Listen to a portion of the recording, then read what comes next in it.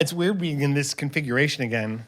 I But know. I'm so glad you're back in the studio. I'm back. And you know what it is? What? It's our 10th episode. I've got you something, which was going to be a surprise, but you probably already saw it when you were going back and forth. This is a little balloon with the number 10 on it for our 10th episode. And I thought we could tie it somewhere in our Yeah, I shot. like that you're not actually handing it to me. Yeah, we'll figure that out during the intro music. By the way, speaking of which, could we not say, like, let's roll the intro music every time? Change it up. You say, Yeah. let's start that groovy track. Drop the needle. What? Is that a thing?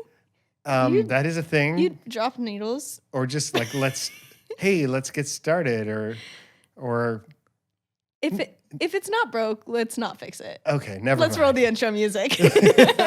Mags and Dads, wholesome chaos. Mags and Dads, wholesome chaos. The funny thing is, I definitely saw the balloon, but I started to think, like, oh, maybe that's something, and then I just gave up. Did you see the number 10 though? Yeah. Wasn't that like a clue?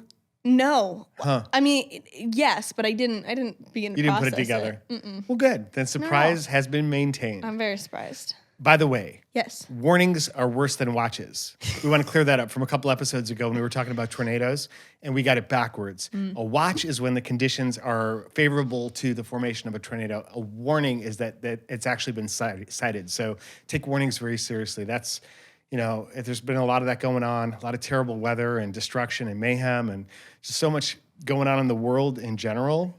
When I was on the flight over here, it was really funny. I guess it wasn't funny. I gotta stop saying things are funny when they're actually just scary. Peculiar. Peculiar.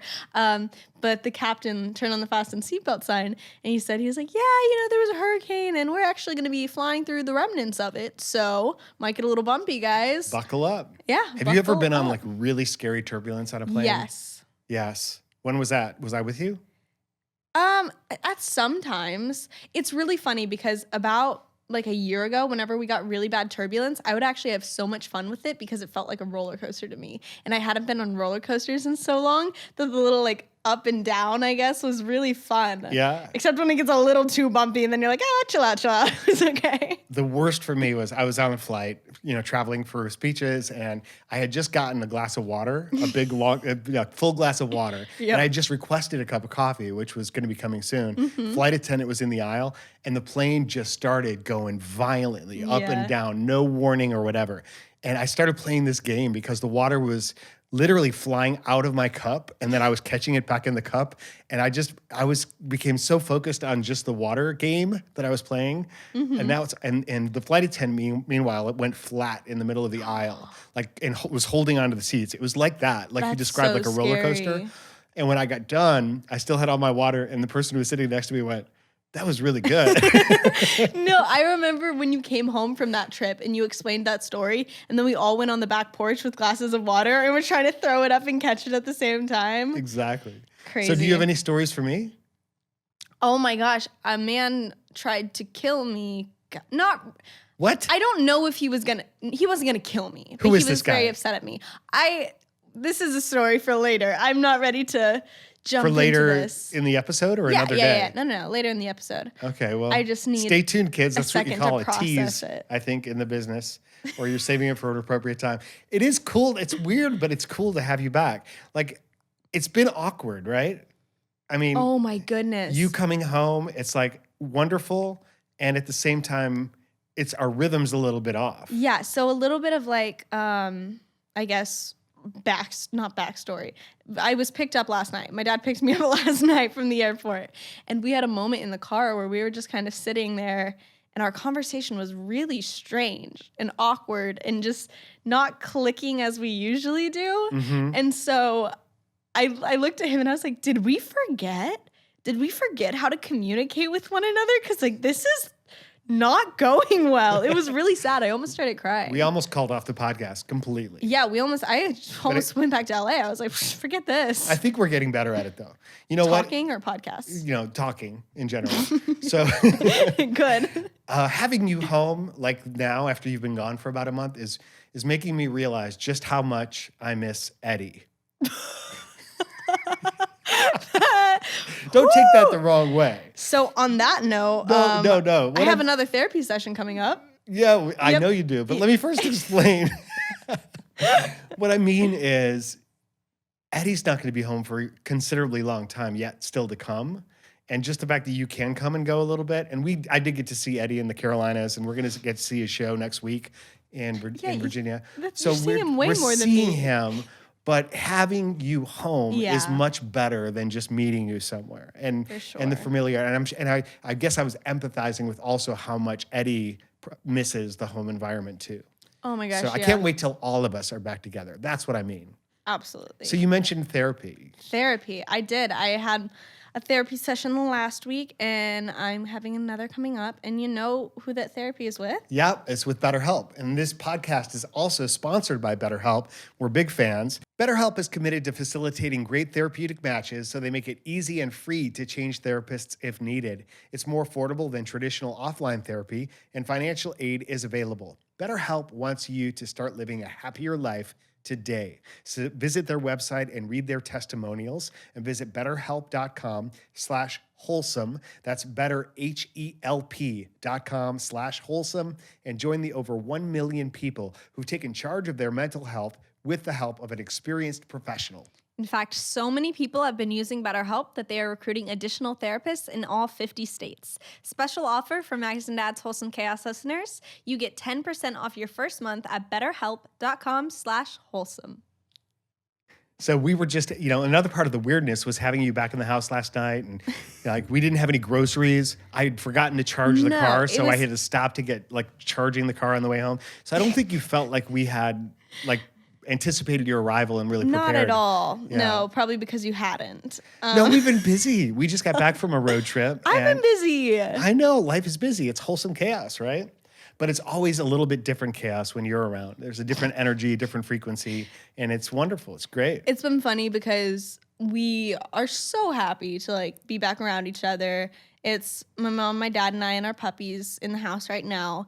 And I remember waking up this morning and I was in my own bed and I could smell food cooking, breakfast was cooking. That was me. I figured. And I could hear my parents' voices and everything. And that was so cool. And I just had the overwhelming feeling of wow, nothing is better than waking up at home. It felt like Christmas. It felt like a holiday or something. It was great.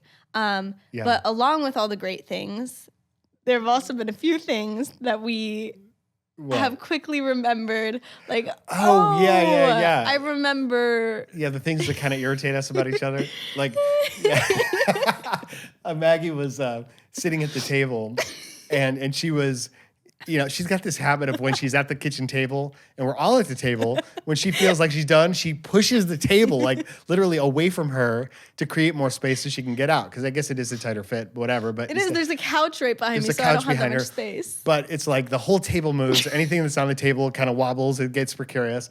And so that happened, and I was just well, I missed that, which is weird for me because I normally don't get sarcastic, but it was funny. It made you laugh. It was funny. And then you called it back later when... Yeah, well, even before that, later that night, I always, growing up, to shower in my parents' bathroom instead of mine because it was a better shower. The water pressure was better.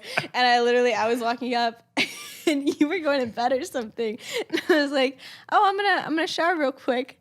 You're like, oh, I was gonna shower, and you're just missed that, having to literally not be able to shower. No, it's all the idiosyncrasies are so well worth it. Though. What did I call you up? Oh, it was the trust me. Trust me. My dad has this habit of whenever he's doing something that's not quite well thought out. I think it's pretty much all guys. No, it's not just me. No, because I've been around other guys in my life. And nobody else does this. Well, not nobody, but he does this thing where if we question him on something, hey, oh, maybe we should think this through. He just goes, no, trust me. I know what I'm doing. I imagine that's really annoying to hear.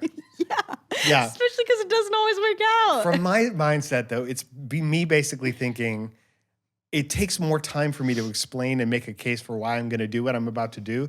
And by the time I get done doing that, I could have already just done it and showed you how well it works, and you'll appreciate it. Yeah. Is that usually how it plays out? It's basically me pretending I'm alone. Like Yep. just pretend I'm alone and you guys aren't here right now. And just let me do my thing and then we'll talk about it afterward. That's what I did last night when I wouldn't let your mom talk. Yeah. I was so... I also said some things were pretty awkward too that Oh I my think God. embarrassed you. Yeah, man. I had that thought too, where I was like, I've been living by myself and been around friends for the most part. So I was like, oh, like my filter, like I have to filter things I say, and just like my humor's a little different, I guess. But that didn't stop you, I guess. We're a very no filter family in general. Yeah. But no, last night I think I just had like sensory overload where I'd been in an airport for a long time, just around people, haven't like had time to myself in a while. And so when like all my parents wanted to do was talk, I was like, guys, I'm literally gonna cry. Like I just need like 10 minutes of silence or something. And so for some reason we decided to play a high stress card game. Yeah, the nerds. to fix all that. Which didn't work out so great. I won every time, so it worked out great for me.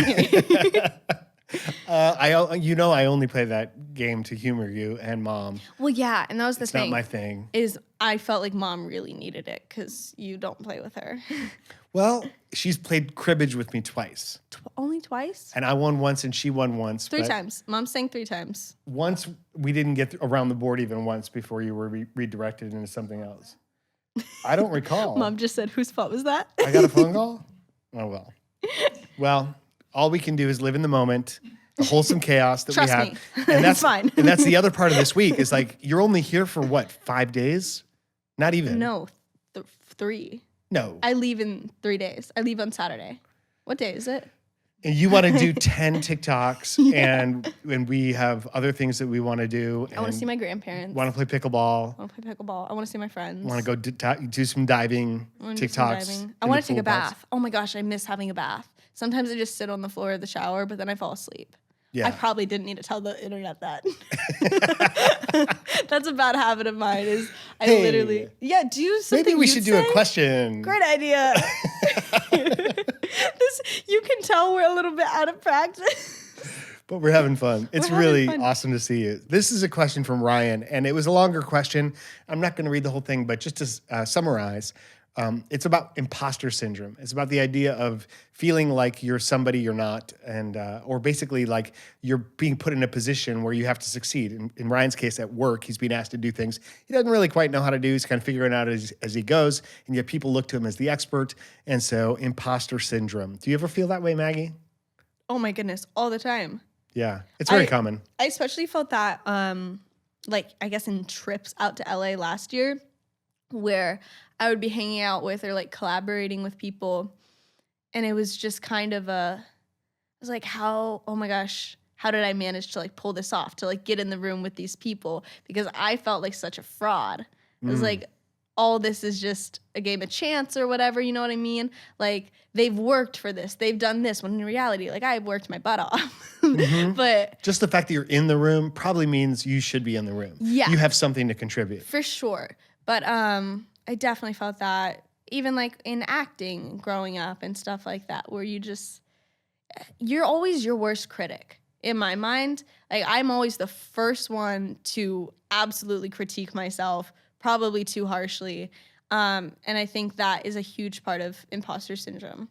It's just like, you're too hard on yourself. Like, give yourself credit where credit is due. You're doing your best. It's a big thing in the speaking world too, because you have to put yourself out there as the expert, or, who am I to stand up on stage with the audacity to say, like, this is the way you live your life, or these are the tools for success, or whatever it is your expertise is. And, the whole idea is fake it till you make it. You've heard that expression. Yeah. Which is not exactly right, because, I get the sense of it, but it's more like, if you're in the game, if you're like putting yourself out there into something new and you're in a learning situation, which we always are, like, you have to be around people where you're learning all the time and stretching into new areas. So you go into this new area and it's like you're on the field of that thing, whatever it is. You may have a certain limited skill set, but everybody's skill set is limited in some way. So we don't all have all of the answers.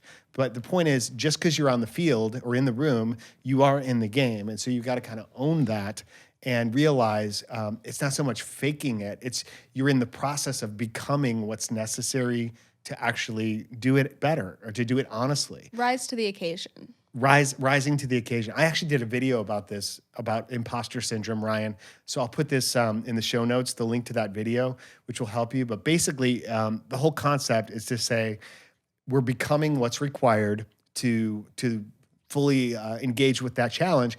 And so in order to do that, you've got to be really clear at identifying what the gap is you're working on, like between what your skill sets are now and what you really need. What does that gap look like?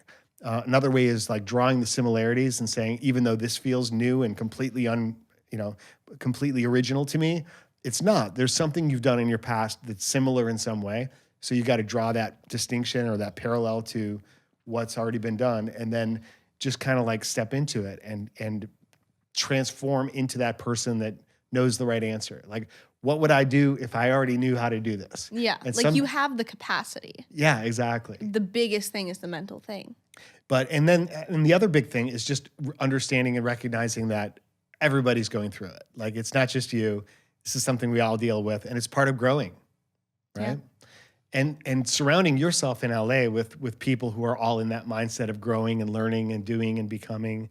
Yeah. You said something to me I want you to elaborate on, which, you hear about, some people ask us as parents, are you nervous about your daughter going out there and being swept up in LA and all the influences, negative influences or whatever.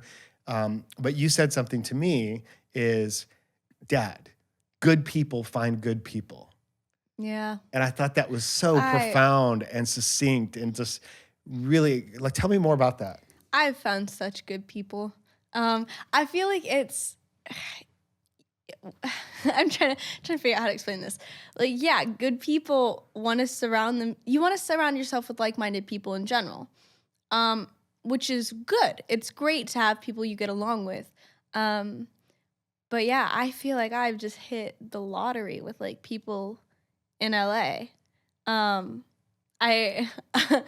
mean, we talked about this a little bit a while ago where I said, my first week in LA, I was like, every single person I've met is nice. Like, there's no mean people in LA. And then all my hometown friends were like, babe, they're not all nice. They're just all fake. And I did come to realize that about some people. Right. But for the most part, like, good people, when they like see something, I guess like when they respect you, when they appreciate you, when they enjoy your quality time, they obviously want the best for you as well. And that's been a really cool thing is like, I guess people kind of looking out for me in LA, which is something I was not expecting. I was very much of the mindset of like, everybody's on their own. Yeah, like everyone for themselves. I'm going to figure this out by myself. Like at the end of the day, it's me looking out for me. And that's not even it. Like I have people who check in on me all the time. And in turn, I have people I check in on all the time. Like it's kind of like, what's it called? Like the butterfly effect, I guess. Like someone shows you kindness, so you show someone else kindness. Reciprocity, maybe? Reciprocity. Yeah, but butterfly effect is a little different. Yeah, actually, I have no idea what. We'll talk about that another time. Okay, cool. Forget I said that. Edit that out. But yeah, it's all good. No, people are great. But they're like genuinely interested in your well-being. Yeah. And they want you to succeed. Yeah, like what the heck is up with that? Like it's amazing. Yeah. Well, I think what's up with that is that human beings just naturally want to find connection. They want to find that person that they can trust and like be real with. Yeah.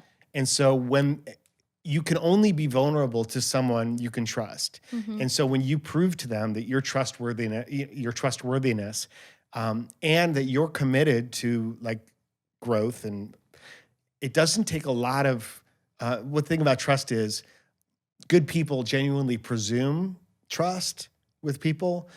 And then when they lose it, when they've been like, when you prove that you're not trustworthy, it's really hard to get it back. And so that's why like always being that stand-up person and focusing on the other person is really a good thing. Something super duper interesting. I'll make this real quick. But for the longest time, like for this whole past year, like freshman year of college or whatever, my hometown friends and I, my high school friends, we always had the joke. I guess like mainly like three of us because the others did make friends, but like none of us made friends at college. Like none of us made new friends. And it was during quarantine and it was weird time. College was interesting, to be fair. Like you weren't supposed to meet people because you were supposed to be cautious and safe. But we kind of have this joke where we're like, we're good. Like, honestly, I don't even have the need to make new friends because, I mean, these have been my people for 10 years or so. Like, we know each other's trauma. We know each other's drama. Like, we don't have to do any explaining. And being in LA, this is the first time when I've met people and been like, I'd actually like to get to know you better. Like, I would actually like to aid you in life and, like, just be a friend to you. Like, I want to seek out those relationships with people now, which is new. And honestly, I'm probably going to get texts from my friends after this where they're like, no, how could you? We made a deal. No new friends. Well, there's nothing like old friends. There's nothing Oh my like gosh, high for school friends sure. and friends for life. I'm trying to get all my friends to move out to LA. I'm Yeah. not even kidding. You're trying to get us to move out to LA. Yeah. This is quickly becoming more than a 2-month enterprise, I'm feeling. Oh my gosh, yeah. I thought we established that. A guy can hold out hope. You- No, it's like it's fun though. it is. It is an interesting place. You know, there's a story about a traveler who's walking on his way to a city, and he meets someone coming in the other direction, and he says, and I'm going to paraphrase this story and shorten it. And he says, "Oh, I'm on my way to this town. Can you tell me?" And he said, "What's it like?" And he said, "Well, what was the last town like?" And he said, "Oh, you know, people there were horrible. Everybody wanted something from you, and nobody was nice. And they were selfish. And they were greedy, and you really couldn't trust anyone." And he said, "Yeah, it's pretty much going to be like that here too." And he said, "Oh," he shook his head in disgust and walked on toward the city. And about an hour later, he passed another person who was walking that direction. And he said, "Hey, I've never been to the city you've just come from. What's it like?" And he said, "Well, tell me, what was the last place you were at? What was that town like?" And he said, "It was wonderful. People were kind and interesting, and they took care of you. And everything was like an adventure. And I just loved it." And he said, "It's going to be exactly like that here too." Expectations and just like mindset. I might have said this on a podcast before, so I apologize if I did. But something that really did switch my mindset is because I was kind of going to LA with the idea of like everyone's out for themselves, you know, not going to be great because my visits to LA weren't always the best. And Mark Shulman told me when he found out that I was moving to LA, a friend of ours who's a drummer, he's drummed for Pink and a bunch of people. But he said, he got so excited when he heard I was moving to LA, and he said, LA is a wonderful place. And it kind of took me aback for a second because I was like, okay, even people who live in LA often don't say that. And he followed it up and he said, LA is a wonderful place for those who want it to be a wonderful place. He was like, you gotta enjoy it. You've got to go in with the mindset that it's going to be great. Because if you, like you were saying, if you're walking around like shaking your fist at everything, getting annoyed at everything with the expectation that everyone's out to get you, then you're not going to have fun. No. But I'm having a blast personally. I can tell. And Mom and I are going to come out there and see you in a few weeks, and that's going to be amazing. I think y'all should buy like a tiny house. Okay. All right. Well, we'll talk about it. Hey, you want to switch topics? And Question 2? Question 2. Okay, so this is a question that came to me, but I would like to hear you answer it. So, Dan, how did you and your wife meet, and what is your relationship story? And this is from Delia. Yeah. And so I thought it would be interesting for you to, like, how much do you know about, like, How I Met Your Mom? Well, How I Met Your Mother, introduced the which two could of be a them. TV show. Yeah. Actually. I kind of set them up. So, no, I've heard this story a few times. You were working, Mom was working at the time in Atlanta, and then you walked in and you were kind of, as she said many times, that cute Dan Thurman. And we were working on A murder mystery. a murder Yeah? mystery, and Mom's role was, she was the Murderer. Writer. She was the writer of the show. Yep. Yeah, and okay, good. So far, Not so murderer. good. Keep going. Yeah, and so you walked in, and she was kind of in a place in her life where she wasn't looking for anything. She was like, yeah, he's cute, but whatever. And her roommate and best friend, Tony, was like, oh, maybe I shouldn't name drop. Should I name drop? Is that okay? All right. Sorry, I won't say the last name. But she was like, oh my gosh, that cute Dan Thurman. And so Mom tried to like set you guys up together. Well, it wasn't necessarily she wasn't in the right place. She found out I was a few years younger than her, And she was of the impression that all men were immature. And so her only chance of like She's being always with a been a man smart woman. who could be as smart as she was and willing to hang or able to hang would be some older dude. And so when she found out I was younger, even though there was like that chemistry and we'd been flirting, she was like, "Oh no, we're flirting." And like, I was cast within the show as a performer. I was doing my juggling performance, but also a character. And she had me shot several times during the show. So I knew she was flirting with me. I would change. I had to change outfits and shirts because I'd get shot and my shirts would get bloody. And so I'd be like flexing like down the hall from her. And I didn't find out till later, like she didn't have glasses and she couldn't see anything. I was just flexing for nobody. That's really funny. But I had decided like I was going to ask her out at the conclusion of the whole production, like not to interfere with the way things were going in the big show, but to wait till the cast party. Keep it professional. Keep it professional. And so As you're flexing down the halls. so I'm showing up at the cast party, and Tony comes up to me, your mom's roommate, and she says, "Oh, I've heard about you from Shelia," and Tony starts coming on to me a little bit, like she's flirting with me. Yeah. And what was happening is, you're right, Mom was trying to set me up with Tony. Yep. Yeah. And that is how you met my mother, Tony. Well, then, No. that's how. And then I went back to your mom, and so when Mom finally got there, because she got there after Tony, Yeah. there was this weird period of time where I was like, I don't know what's going on. But then so I see your mom, and she says, "Have you met I said, "I've met your roommate," and she said, "Yeah. What do you think of? What are you thinking?" And I said, "Well, I'm pretty confused." And she said, "Oh, really?" And I said, "Yeah, because through the whole like rehearsal process and this production, and I really felt like there was something between you and I. And I'm curious to see where that goes and to explore that, between us as things go forward. And I'd kind of like to go in that direction." And she said, "Well, now I'm pretty confused because obviously I treated this moment in a more of a mature way, Yeah. And so we had a toast to confusion, and I sent her a dozen roses the next day. Aw. Were you flexing this whole time? Totally. As you should. Yes. I pretty much flex all the time anyway. Oh, yeah. That's how you build muscle. We Yeah. never work out. We just constantly flex 24/7. Exactly.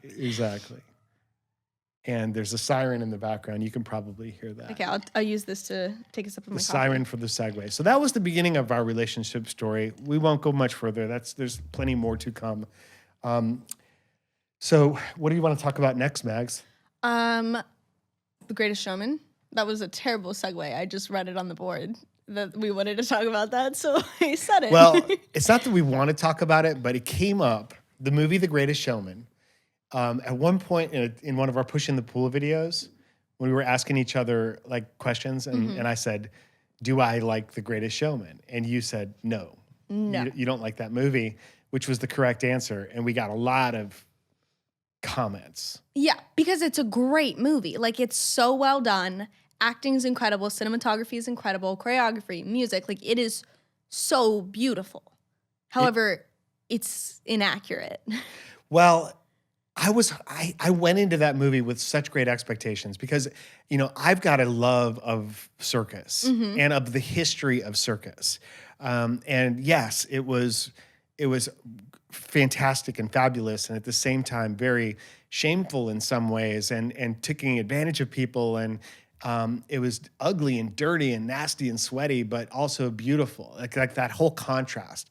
And knowing people in Ringling Brothers, Barnum and Bailey Circus who performed, I got an invitation to audition for Ringling Brothers. I don't know if you know that, when I was in high school. And it was like, I was a senior in high school or something like that, and they were looking for acts. They were coming through Chicago. And I was like, I don't want to audition for Run Away and Join the Circus. I kind of wanted, no, I wasn't even a senior. I was a sophomore because we hadn't moved to Georgia yet. But I was like, no, I'll go check it out. And so seeing that whole environment and kind of behind the scenes has been really interesting to me throughout my whole life. And I know it intimately, like, being backstage at Cirque du Soleil shows. I remember when Cirque first came out. And I know the story of P.T. Barnum, right? And so it was almost as if as soon as that movie started and the music started, and I realized like how overly produced, the music soundtrack is great and people love the music And on its own, independently, they're great songs, and they're very catchy and very fun and uplifting. But it was like just even the music to me rang false because it's like it was totally out of step with the period, and like I formed a very immediate bias against the movie. You just didn't like the approach. Yes. Gotcha. And then like to see the story of Barnum completely devoid of any historical accuracy. And from the standpoint of like just trying to portray this guy as this great humanitarian and liberator of people, when in fact, you know, the freak show was his thing, and the people who were the bearded lady and the other freak show characters. It was not an empowerment thing. They were never the center stage of anything. They were the ones you walk through on the way to the big tent, and they were like off to the side, and they were treated horribly. Exactly. Yeah, that was my issue. Was like knowing some of the history and just being like, oh, we're glorifying this when in fact it was not a perfect thing. But there are great aspects to his character too. Like P.T. Barnum was the greatest showman of his era, and he understood things about human beings and what they wanted and how to create it and how to make it happen and how to collaborate and be successful in business. There's a lot of great aspects to his character. Like nobody's either completely evil or completely great.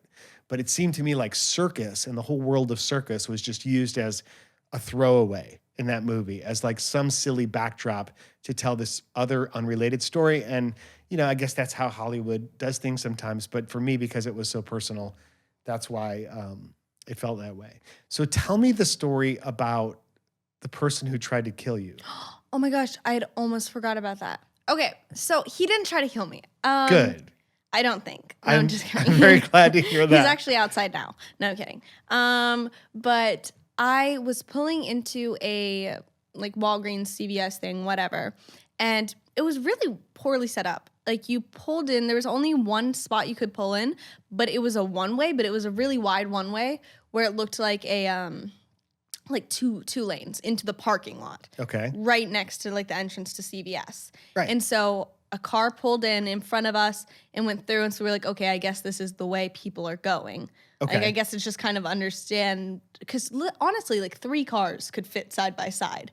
That's how big this area was. So it wasn't like tight. No. It wasn't like a one-way deal. No, absolutely not. And so once we were in, then we realized it was a one-way, but there was a car who also made the same mistake behind us, so we couldn't turn around. So we're like, okay, we'll just go through. We're on the right side. A car turns coming the other way, which is technically the correct way. And so I pull to the side because I'm like, okay, we're going to let him by. And instead of going by, he decides to floor it and pull up right, like swerve. So he comes right in front of me, like nose to nose. And then just starts like yelling at the top of his lungs. Wow. And I wasn't alone. Like I had a friend in the car and stuff. And we were literally like, what? Like there were other cars behind me trying to do the exact same thing. And when we went into CVS and stuff, we saw the whole time cars were going back and forth. Like that's just how it worked in that parking lot. Mm-hmm. It wasn't very clear. It sounds like they didn't have any good signage. But he literally floored it to go straight up to me, like nose to nose cars. And I was literally like, what do you want Were you from scared? me right now? I was upset. I was really upset. Yeah, I would be too. Because I was just like, how immature. Like it wasn't like it was a kid. It was an older, like maybe like 40, 50-year-old man with his wife in the car or whatever. I'm like, wow, you're setting a real good example here. Like I bet she's so proud of you. But I backed up, and it's not like I could go to the left around him or anything because I was literally on the right because I was being respectful so he could go by.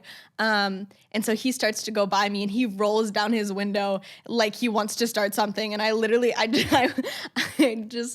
like this kind of wave. A little sarcastic. Yeah, I was just like, hi. And I think I even said, I was like, have a great day. Like I didn't look at him. I just said it for myself and drove by. Because I was like, I'm not gonna entertain you right now. No. Like you're being a child.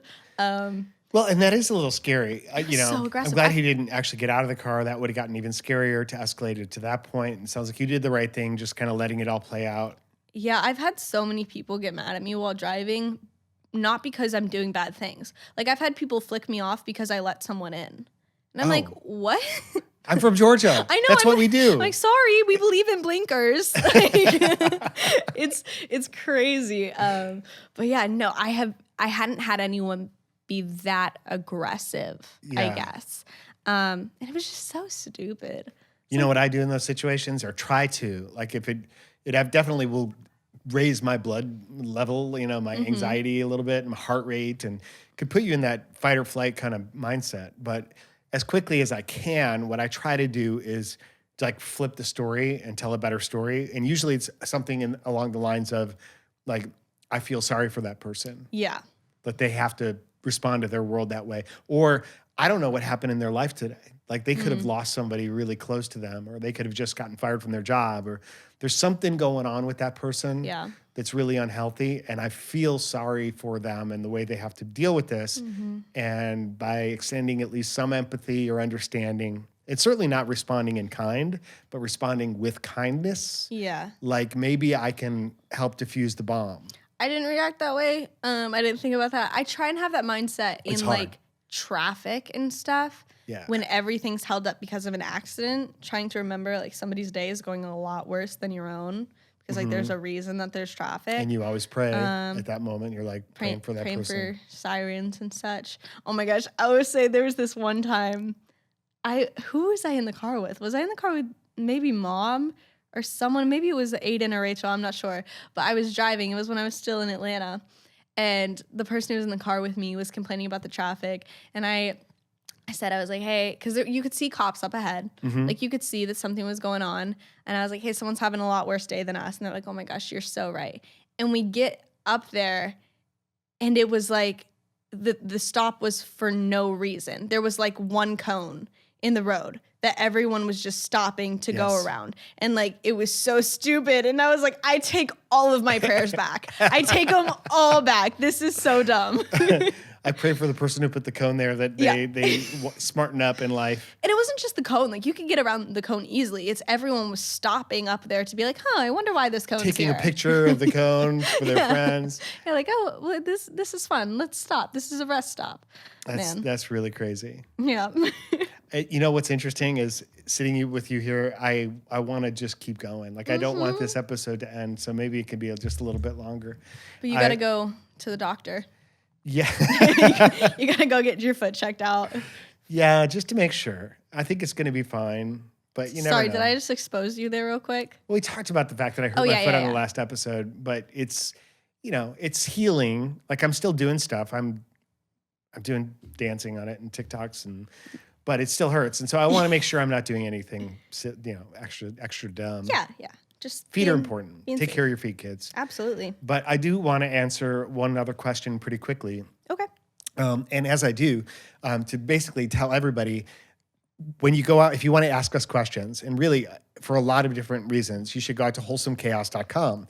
That's where we have links for all our sponsors of this particular episode, for BetterHelp, as well as that code that you can use to get the discounts, and really all of our past sponsors as well, so you can see that. You can ask us questions. You can get resources for better communication within your family, and just basically learn more about us, see videos, things like that. And so it's kind of like where we're trying to build a community. So go out to wholesomechaos.com, and thank you for all your questions. We read all your questions. We can't answer them all on the show, but we will definitely reach out to some of you and just answer the emails as well. But this is a great one. This is mostly a question for Dan, but feel free to chime in too. I'm a new dad to a beautiful 4-month-old daughter, and I want to have a similar relationship with her that you two have. Any suggestions or advice on how to go about that, or what to keep in mind for the next 18 years? Trust me, it's longer than 18 years. It keeps going forever and ever. Love the podcast and the TikToks, Nick and Ellie. And maybe Ellie's his daughter, or maybe his wife. I'm not sure. But Nick, what I tell all fathers of daughters, really at any ages, is I first recommend a book, which is Strong Fathers, Strong Daughters by Meg Meeker, which was a really important book to me. I love this book. It really helped me understand the relationship and the uniqueness of a father-daughter relationship, and how to reframe some of the challenges that you get from your daughter about what you do, not following the rules or pushing back against things, and what that really means as a means to test like how much this man in their life really loves them, because you exemplify like the way that they want to be treated and the way that they will be perceived, standards that they will accept from other men in their life too. So definitely check out that book. Super important. Do you have something you'd like to say, Maggie? I was gonna see if Mama wanted to add anything in as a parent. If you don't want to be on camera, I can cover you. I'll stand right in front of the camera and say, "Don't look at her." So as she's coming this She's way, coming! Special guest appearance from Shilia, the amazing Mother Thurman. and you would see her if you're watching this on YouTube, and if you're not No, watching you it, won't. I'll be editing me out. I would say, Maggie, come here. oh, where's my hat? The thing that I tell people, it's like this relationship did not happen overnight. It happened over the entire life of our children, that we were just very communicative from the get-go. We talked to our kids as people, not as babies or toddlers or whatever, and started that relationship from the get-go. Maggie, when she was little, we started having girl talk, and then she would have, dad time too. And so our kids were used to talking to us all the time. And I knew, people used to say after we had our son and then I got pregnant again, and they were like, "Oh, don't you want a daughter?" And I was like, "I'd love a little girl. I don't want a teenage daughter." But then I got this amazing daughter. But it's because you can't just all of a sudden have a teenager and think like, well, we just have a terrible relationship. It's like, no, that relationship starts with that baby. Mm-hmm. And as she grows up, having those relationships and being comfortable talking about anything and everything. And Maggie likes to talk about anything and everything. Anything and everything. But your whole point was, babe, which was really great and important, was it doesn't matter what you're talking about in the beginning. It's about creating the space for the conversation to happen, because that's the space where future conversations that are going to be of much more seriousness or greater importance or urgency or fear or whatever, they have a home in that place and in that space. Yep. Yeah, and so you just did an incredible job with that, and especially knowing that I was traveling a lot, like we talked about on the last episode. It's like, knowing that was happening was just a great comfort to me, because I always felt, our parenting was in good hands with you there as well. And the other thing I would add is tell them you love them. Like use those words. I love you. It breaks my heart when people say, I never heard my parents tell me that they loved me. And I think that has to come back from that idea of they never heard it from their parents, and so they didn't know how to say it or express it. Or butterfly effect. Yeah. Well, maybe that's actually more an accurate use of that word. Okay, cool. But the ripple effects of one bad decision or not feeling like you're deserving of love is a big part of it too. But as I think Maggie said in a previous episode, you can be the one. Mm-hmm. The child can be the one to just start saying, "I love you." Maggie says, "I love you" about 30 to 50 times a day. Y'all have told me to say it less before. As a kid, they were like, literally stop saying it. To be careful with that. Don't say. To not degrade the meaning. Exactly. And I got accused of that from my mom. I remember sometimes in my youth, I would say I love you in situations like where I was in trouble, and almost like as a tool to say, don't forget, I love you. I'm trying to get out of this. And it's like, love is one thing. Doing what's right and standing up for the disciplines, what's important, is another thing. But you really can't oversay it, No, you can't. And it's better to show it and say it than to try to do one or the other. For sure. Yeah. So as we wrap this up, as we get closer to the rest of the episode, do you have what would you like our listeners to do, Maggie? Okay, I forgot to do this last week. I would love it. Oh my gosh, am I crushing you? No. I wanted your head not cut off in your camera over there. I would absolutely love it if you guys would go to our website and check out all of our socials. Website's super duper cute. There's a lot of fun features on it. Super aesthetic. And you can follow both of us on TikTok, on Instagram, on YouTube. We each have our own channels. Follow this on YouTube if you want. You don't have to, but just listen to it. Tell your friends. Spread the word about wholesome chaos. Spread your word about wholesome chaos. If you like us, if you don't like it, keep it to yourself and have a wonderful day. That was an awesome call to action. Thank you. Well, we love you, Maggie. I love you guys too. And we love all of you. So take care. Have a great week. And we'll talk to you again soon. Bye. Max And dance. Dad's wholesome chaos. Max and Dad's wholesome chaos. High five. Get in on that.